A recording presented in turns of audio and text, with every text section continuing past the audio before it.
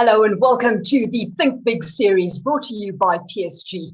I'm Alishia Seckam. Now, the Think Big series is a collection of dialogues with leading speakers. The aim, to bring its audiences independent insights that help them formulate their own opinions on some of our country's most pressing issues, but to also keep conversations moving. And you can do this via the social media campaign, #ThinkBigPSG. The series is free, it's shareable, and open to anyone interested, whether you're a PSG client or not. Today, we put the spotlight on Russia's invasion of Ukraine and how it will impact the world and South Africa in particular. Of course, over and above the human element and tragedy, any attempt at trying to fully assess the economic impact of the conflict is incredibly difficult. And at this point, given the fluid nature of the conflict and elevated uncertainty, precise estimates are impossible to quantify. But where everyone is wondering what the future holds when it comes to Ukraine, Russia, and overall global geopolitical volatility, there are key considerations to take note of. And in today's session, I talked to Daniel Silke. Daniel is one of South Africa's leading independent political analysts covering South African, and global political and economic issues. As a renowned futurist, keynote speaker, and commentator, his insightful and predictive presentations on topical issues are in great demand. He recently published an acclaimed new book, Tracking the Future, Top Trends That Will Shape South Africa and the World. So Daniel, it's great to be able to catch up with you today. And I guess the place to start is with the commonly held view, right, that Russian President Vladimir Putin's objective for invading Ukraine is to install a puppet regime that is pliable to Moscow's interests. And one wants to know, is that the long and the short of it? How did we get to this point? Well, good morning, everybody. Hello, Alicia, and hello, PSG. It's a privilege for me to be with you this morning, and it is a very important issue. I'm very pleased you've decided to focus on this issue. It is, I think, it's not only dramatic in terms of the headline news perspective, but clearly it's going to have a very broad economic effect on the entire planet for that matter, and it could really change the face of the world, at least in the foreseeable future. So again, thank you for having me. Alicia, look, I think the issues with Ukraine and the issues with Russia are probably a long time coming. All of us talking heads can be clever in hindsight to a degree, but we have seen over the course of the entire Russian history a penchant, if I might use that word, for isolationism, for paranoia, for fear of the outside. And Russia's geography in itself, almost quite isolated behind the Ural Mountains, stretching across 11 time zones from west to east, really has historically isolated. Now, when people are isolated, they're isolationist physically and they're isolated mentally as well. So Russia's history peppered with this fear of invasion, and obviously more recently, fear of the encroachment of the West. And I think at the root of this particular issue, well, there are a number of factors at the root of it, Alicia, and one could go into a history lesson here about Russia. But I think a few factors just to mention. Firstly, there's no doubt that the firmament following the fall of the Berlin Wall, that firmament, that uncertainty in Central Europe, and the political consequences of Russia losing her imperialist empire after that Berlin Wall fall really has remained partially unresolved in Europe. And the fears of the encroachment of the West via its military arm, from a Russian perspective, NATO, clearly has undermined confidence within Russia and has created, certainly amongst a proportion of the Russian political elite, a fear about Western encroachment, Western values, and of course the political consequences of this for the elites in Russia themselves. And when elites become fearful, of course, they react, even for that matter in this country. We see the effects of state capture and how elites who have benefited from state capture in South Africa become fearful and perhaps mobilize against that. Now, I think the same exists to a large degree in Russia. So the roots really, I think, are psychological for Russians. They're embedded in Russian history, but they're embedded also in the inability really of that post-Berlin Wall period to really provide Russia with a degree of added security, perhaps, or a peace of mind, that the encroachment of NATO would ultimately have its end point in some sort of Russian capitulation to the West. There are other factors as well, and we can look at issues to big ideological issues in the world, I might add. And please ask me about whether this is a battle between an autocratic world versus a more liberal world, because that should be what a segue, Daniel, because this is, like you say, a complex situation that's triggered debate and a pointing out of what it means if you choose one side or the other. So does being anti-Putin necessarily mean that you're pro-NATO, for example? If you are anti-Putin, you may also be anti-authoritarian. Now, put NATO and put the military issue aside, we've certainly seen a drift towards authoritarianism in Russia over the last number of years, and you've seen Russian crackdowns against opposition figures, and very serious crackdowns of that, and also against the free and independent media in Russia. So we are dealing here with a very large country of 140 million people armed with 6,000 nuclear warheads that clearly does not represent or is not a participant to the liberal world order, whatever that means. And there certainly are many theorists out there who would argue that this is a part of a larger battle, a battle to wrest control from the West and replace Western dominance in the world with something else, with a more non-aligned or non-Western approach to doing business, whether that's through changing the financial structures that we all operate through in the world, or whether that's through changing the institutions of the world to make them more representative of non-Western interests and not led by the West. So if you are a supporter of Vladimir Putin, you might, for that matter, believe in the reduction of the power of the West, the influence of the West, and the introduction of something else. We're not quite sure what that something else is. And I think that even those who support Vladimir Putin or support this particular view don't quite know yet what an alternative global structure, the alternative rules of the game will be. But nevertheless, I think there's an element of that built into this particular conflict as well. And what's important in that particular sense is whether Russia is acting alone. Is she an isolated power in standing up to the West? Or will Russia now, and perhaps in future, rely increasingly on China to assist her in resisting the advantages of the West and also imposing perhaps some sort of different world order on the planet? Okay, so that broad strokes the positioning that we're looking at, right? But this part of the reason why it's not a matter of an issue between two states. While NATO and the EU have held back, given the possible ramifications of that action taken, the International Court of Justice has ruled that Russia must immediately suspend its military operation in Ukraine, Daniel. So what does this now mean? I mean, where does this put things, if it takes it anywhere at all, by making any difference?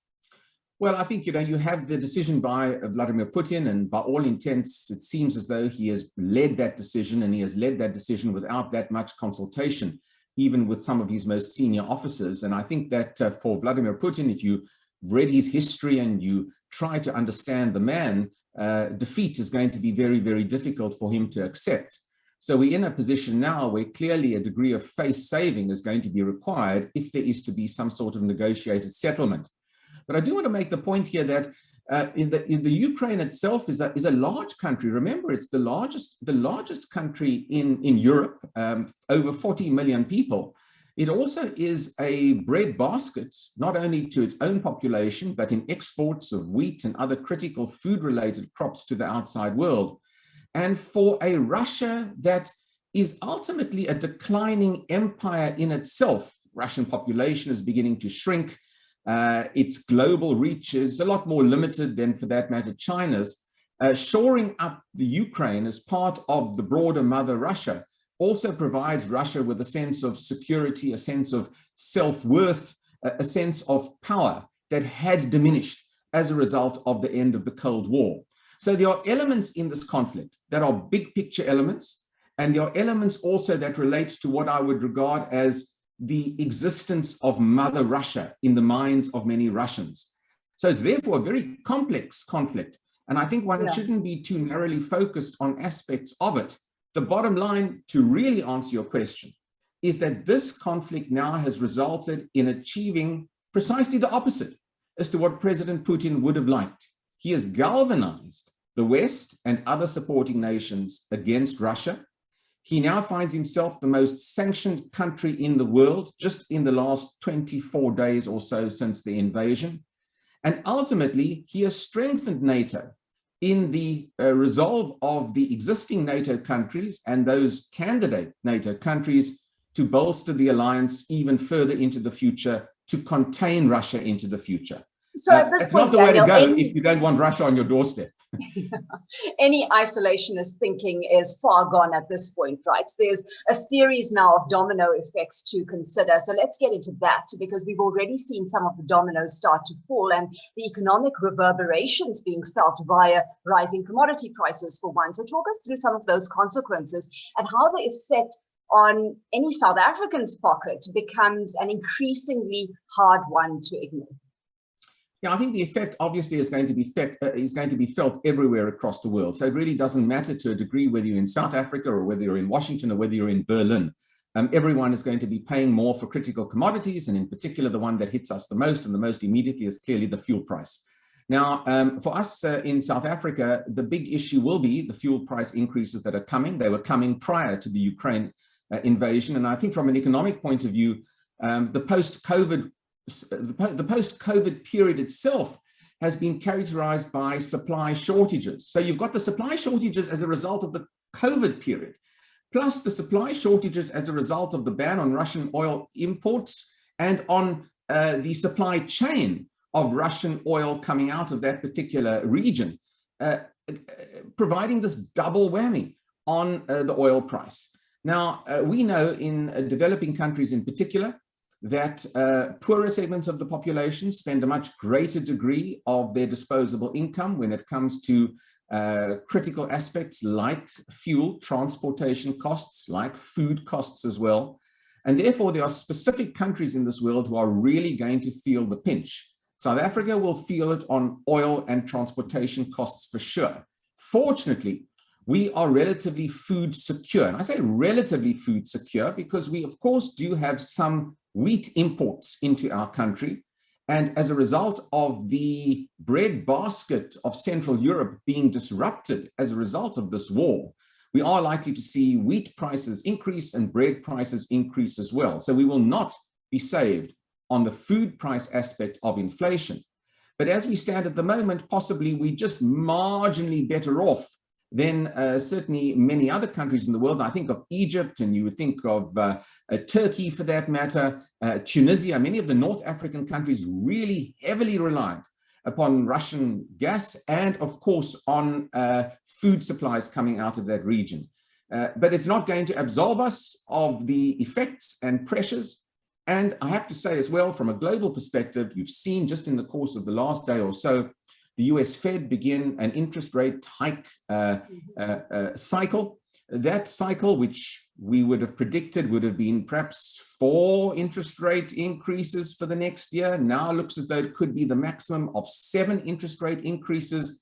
And South Africa too will once again be under pressure to raise her interest rates if both inflation and the US Fed interest rate is up. So there are a number of knock-on effects here. Yeah, invasion from consequences cannot be divorced here, Daniel. And yet, we'll get to the Fed's position and the SARB and how that relates in just a bit. Before we do, while more than half of African nations voted in favor of the UN motion for Russia to withdraw its troops at the end, to end the conflict, 31% abstained, and South Africa was in that pack.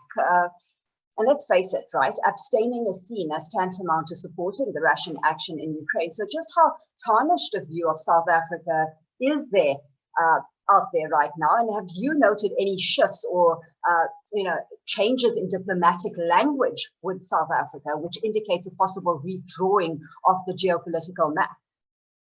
Yeah, I think South Africa's position has been obviously ambiguous, to use a nice local term. A draadsitter position is the way I would see it. And we know why it's an ambiguous position. The historical legacy of the support from the Soviet Union and the ongoing linkages between Moscow and Pretoria clearly are very difficult for Ramaphosa's ANC to handle.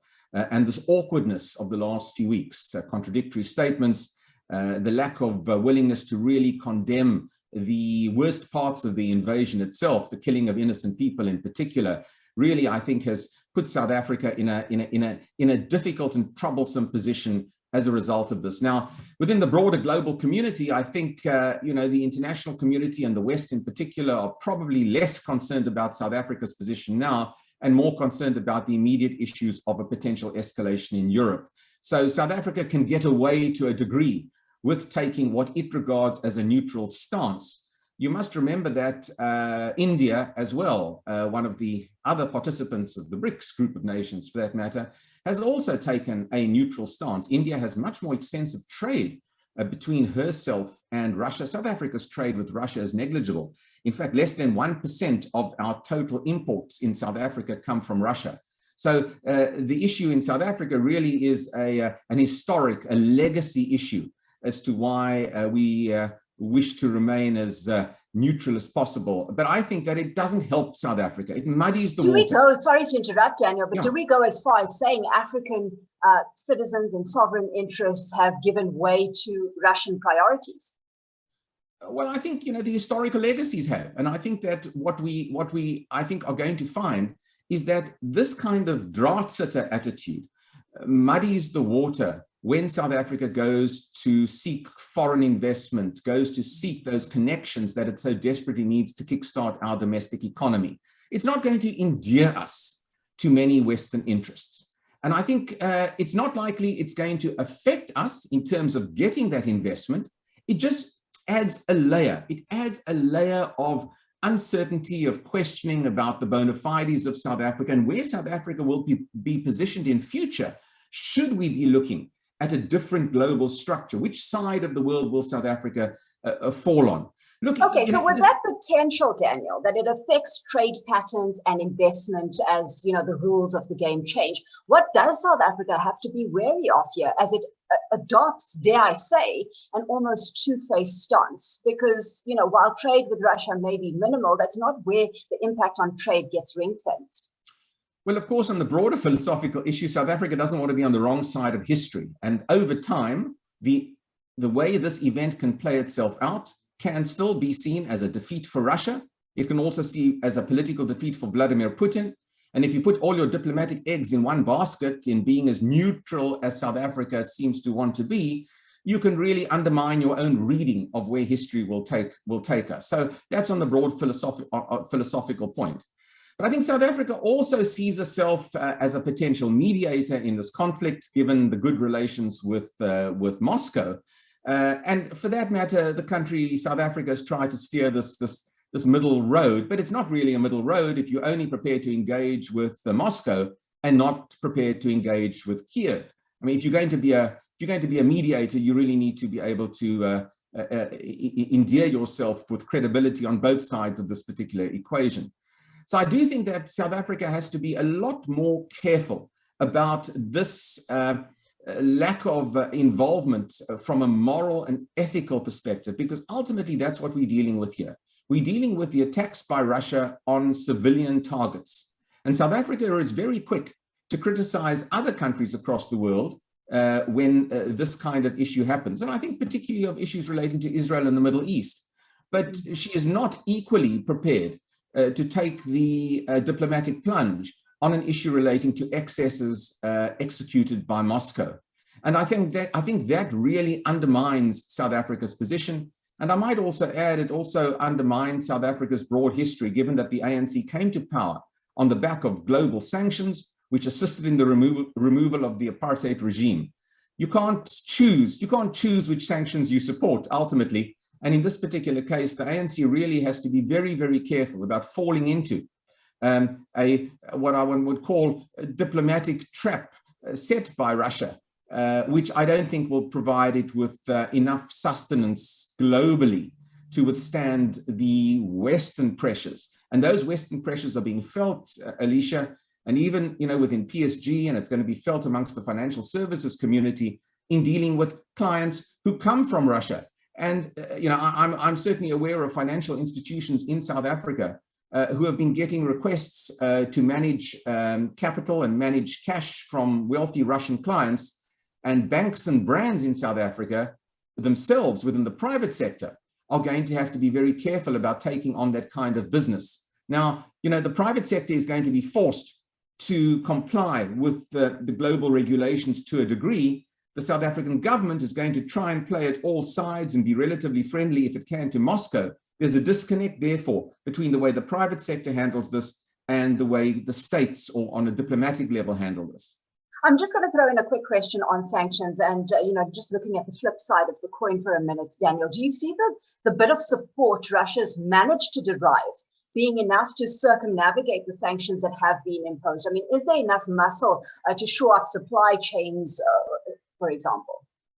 Well, look, we know in South Africa that sanctions have a more long-term effect than a short-term effect. And we know that there are, and given our history, there are always creative ways in which to circumvent critical sanctions. And we saw that in South Africa, particularly in our armaments industry. For Russia, the critical issue will be whether China assists in the supply chains that are necessary, and whether China assists in the development of new financial instruments and conduits for Russia to move capital and have access to capital across the world. And I'm thinking clearly of the SWIFT payment system, which has now been, which effectively Russia has been excluded from. So China will play a critical issue in that. And that is why today, President Biden is speaking to President Xi in Beijing, because ultimately, if China decides to provide assistance to Russia in this environment, Russia will probably be able to withstand many of these sanctions for longer. But these sanctions are severe. Make no mistake, Alishia. I mean, if you're going to suspend half of the assets of your effective sovereign wealth fund in the Russian state bank, if you're going to ban Russian oil imports and along with just about every other major import into the West, you're really setting back the Russian economy. You're making life very difficult for the oligarchs in particular, and you are potentially sowing the seeds of internal dissent in Russia that can occur in the medium term. So I do think that the sanctions are going to have a political and economic consequence in Russia, but China's assistance is going to be critical as to whether Russia capitulates quicker or whether Russia can withstand for a longer period of time the extent of the economic consequences. Are you leaning in any particular way, Daniel, given the kind of posturing China has taken up to this point in terms of how these talks today are going to potentially play out? Yeah, it's a good question, Alishia. I wish I had the I wish I had my fly on the wall on that particular issue and what's being said in Beijing right now. I think the Chinese are watching the position very carefully. Remember, from a geopolitical point of view, there are pending issues with China in the world. Just putting Russia to the side for a moment, we certainly know that there's the potential of Chinese encroachment on Taiwan, which really bubbles under the surface and perhaps even bubbles over the surface more recently as a result of Chinese incursions into Taiwanese airspace and into the South China Sea in particular, which can become another flashpoint of geopolitical insecurity. And China will be watching very carefully to see, how is Russia affected by these sanctions, and how can China prepare should she decide to make a strategic move on Taiwan. So, I think that, from the Chinese point of view, what a useful exercise for them to see this play out in advance of any further action from China. It gives China, I think, a lead in to alter some of their systems to withstand the possible consequences of further sanctions if those actions take place. But my view is that, China really has more to lose in this battle. I mean, why would China necessarily want to side with Russia? Yes, there's the big issue of changing the global world order. Yes, there's the big issue of shifting the institutional bias in the world away from the West to something else. But China is much more integrated into the global economy than Russia. China's growth, her GDP growth, and the rise of the Chinese middle class over the last 2 decades or so has been built on China's globalization. It hasn't been built on isolation. And if China now, with a faltering economy for that matter, and China's economy is not going to go at 10, 15% GDP anymore, it's going to go at 5%, possibly even reducing to 3 or 4% over the next 10, 15 years or so. It's not in China's interest to be part of an isolationist bifurcation of this world and damage her economy at this stage. So my view is that China will play a much more prudent and careful role in this, but she'll watch and she'll prepare should she have designs upon Taiwan in the near future.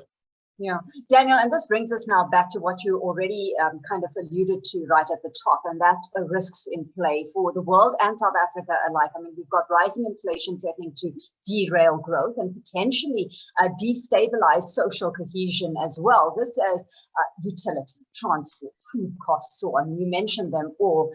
So that when it comes to hitting the South African pocket in one way, but then you also touched on Fed Chair Jerome Powell's raising of interest rates for the first time since 2018, forecasting 6 more hikes as we move through the rest of this year, and that a precursor of possible action from our own side, given the heightened inflationary pressure that we're facing, and that hitting the South African from a different angle as well, right? When you consider the rising cost of borrowing, that's going to come in tandem.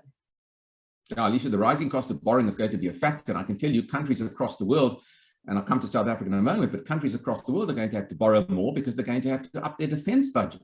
And certainly across Western Europe and Eastern Europe, and certainly in the United States, you'll see defense as a percentage of GDP rise, and somebody's going to have to pay for that. So I do think that budget deficits are going to increase now. They were hopefully shrinking after COVID, but this has set everyone back. The same thing here in this country. It's funny that back in 2020, I remember Tito Mboweni presenting his budget. Within about 2 weeks after that budget, COVID hit us, and whatever the projections were from Mboweni's 2020 budget largely went out of the window. Now, Gonawana has said similar issues now. Just having presented his own budget, we now have the war in Central Europe. So I do think that we will see the impact substantially in South Africa. And we don't need in South Africa further pressure on critical price rises. We've seen the effect of that. And the effect of that is particularly fragile in South Africa, given a more fragile political environment that we have here as well. And the fragility of our politics combined with the fragility of the disposable income of our citizens really does present another powder keg for us. We saw it explode in KZN and Gauteng in winter of last year. That was partially politically motivated, but partially also as a result of rising poverty levels. And this country remains the most unequal country in the world. And these issues don't help it. So, but we're not going to be alone. I mean, in Tunisia, we're the birthplace of the Arab Spring, those Tunisians are going to face dramatic food price increases. In Turkey, which has an unstable political system as well, there are going to be dramatic price increases. And I think across the developing world, and perhaps even amongst the developed world, we shouldn't underestimate the political effects of this pressure on the pockets of ordinary citizens going forward and their dissatisfaction with their governments and other ruling elites. And I do flag this as an issue for all of us to be very aware of. And that's why in South Africa, we have to take action. We've got to take action to begin to ameliorate the effects of this. Now we're thinking about adjusting the fuel price levy increases, I see. And good, because we shouldn't have put them up constantly for the last number of years. We've got to start thinking about that, but that's going to raise the cost and someone's going to have to pay for this. Let's color that in, Daniel. I mean, do we surmise that, identifying these key factors that will affect business is going to be, starting to impact strategic planning? What kind of planning do you see starting to happen, not only from a national perspective and from government side, but from the private sector too?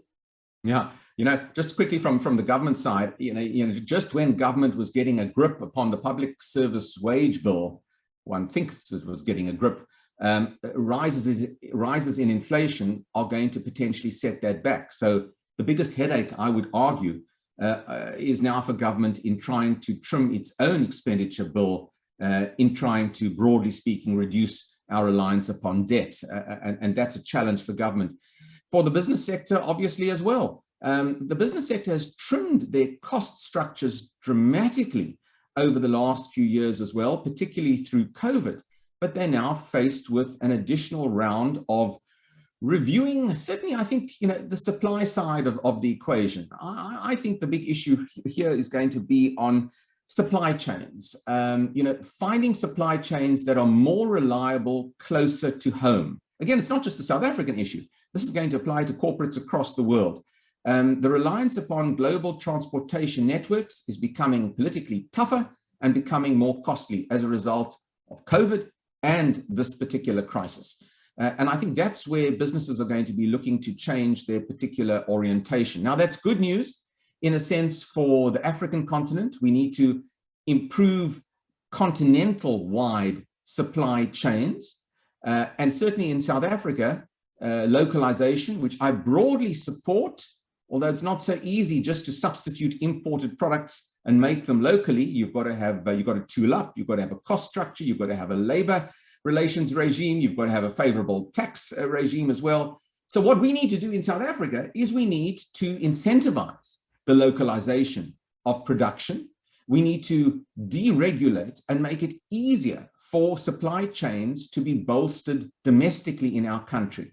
And we need to do that, Alishia, through a variety of measures. But I like using export processing zones, for that matter, where you can have concessions on labor costs, where you can have tax concessions as well, and you can build that into your broader economic mix. And I think we need to do that, and do that with some urgency. Daniel, I feel like we've been beating this drum for the longest while now. So, so to see action is going to be a thing. I'm going to ask you a question on the back of a comment I read earlier this week, and I shudder at the prospect of sounding opportunistic or getting us to think, opportunistically amidst all the devastation and the destruction that's being brought. But the comment was, wars create demand, and it's that opportunity that markets will look for. So how much starts happening in that respect? One of the headlines was Germany should look to Africa for gas, not to Russia, to stop financing Moscow's brutal wars. Berlin should help African countries develop their energy sectors. Do you see that starting to evolve? I think it is going to evolve, but it's a medium or longer term plan. For much of Western Europe in particular, who've been reliant upon Russian gas imports, they have looked at convenience and they've looked at price before they've looked at politics. And when the Ukrainian president addressed the Bundestag yesterday, he largely accused the German members of parliament of the Bundestag of precisely that, of looking after their own interests rather than looking at those bigger picture issues. But you're quite right, opportunity does come out of adversity.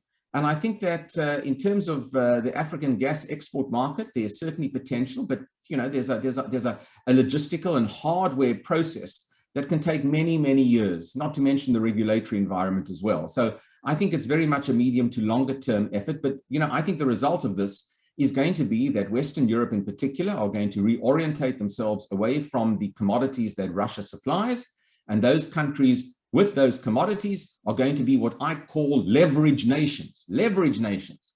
They have leverage. And who's got leverage in this world? Well, we know the Gulf countries have got leverage because of their solid oil supply still, and they are playing it very close to the chest. They're not giving in to the demands from the West to increase supplies. This is their time to be in the pound seats. South Africa's got leverage in terms of her mineral exports. I mean, we're the second biggest palladium exporter in the world, or amongst the biggest in the world. Whether we can get our minerals to market, of course, is another question. And if we had greater investment and greater regulatory certainty in South Africa over the last decade, we would be better placed to be a leverage nation and to take advantage of this. And if I had it, and I haven't got it here, Alishia, and it sometimes irritates me because I do like to have the one chart. I love charts and slides. I would show you the chart of the prices achieved for South Africa's commodity exports have been fantastic over the course of the last year or so. And that's why we had a 200 billion rand windfall in this last budget. but the volumes that we are exporting has not increased. We've achieved the windfall for our budget on the base of price, not on quantity of commodities that we have exported. And that shows that the inability of us to open our economy to greater foreign investment has held us back in taking advantage of the previous commodity super cycle and potentially also this one. And if I had more hair on my head, Alishia, I would pull it out in frustration. I'll find that graph and show it to you. It's going to depress everyone.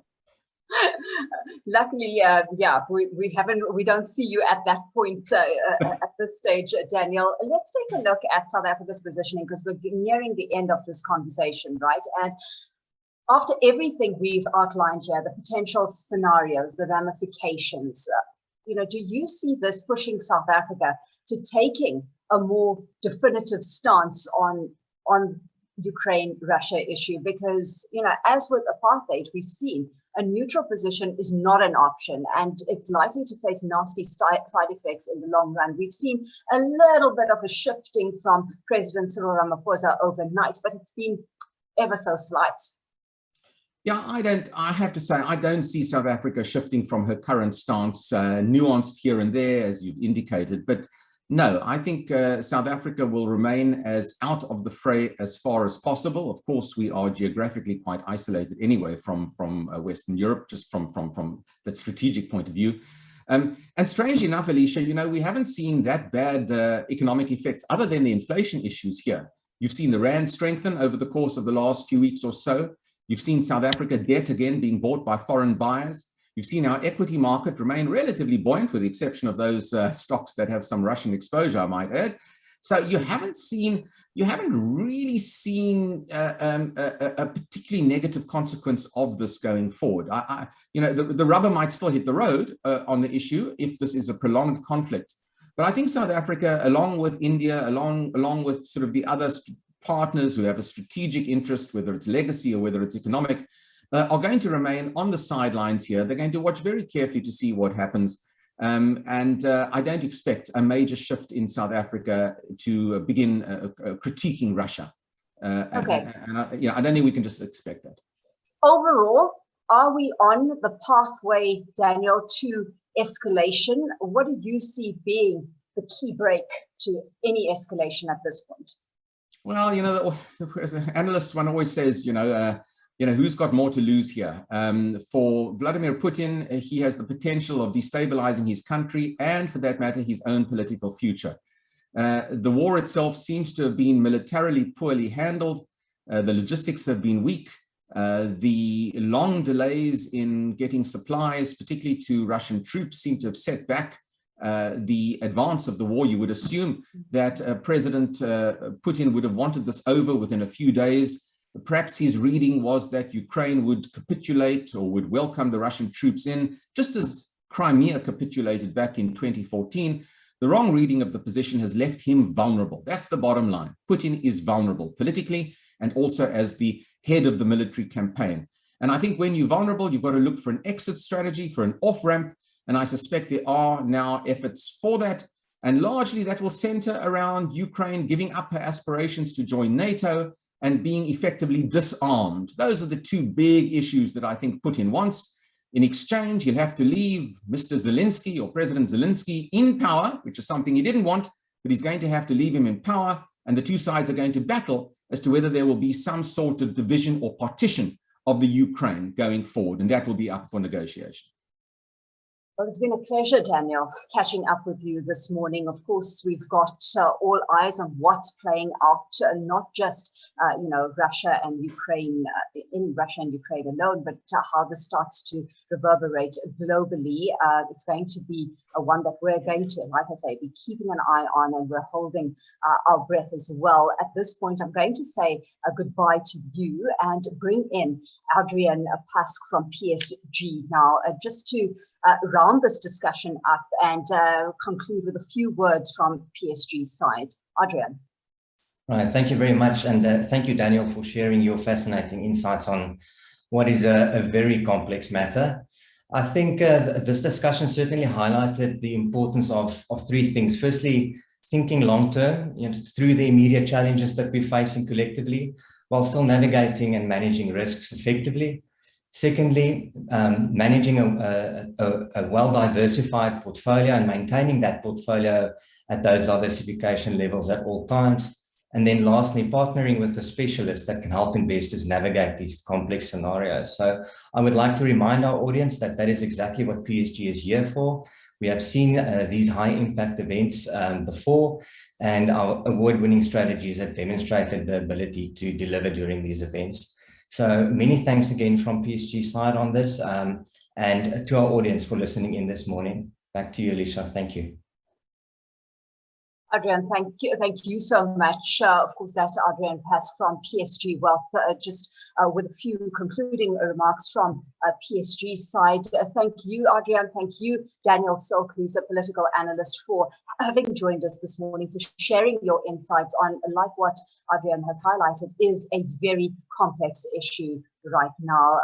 It's one that you can only control so much of, and I guess that's where, Adrian, diversification is key. Diversification of the risk that you are exposed to on a global basis. On that note, we're going to have to leave the conversation there for this morning. It's been a pleasure hosting you. From here, Alishia Seckam, it's goodbye until the next time.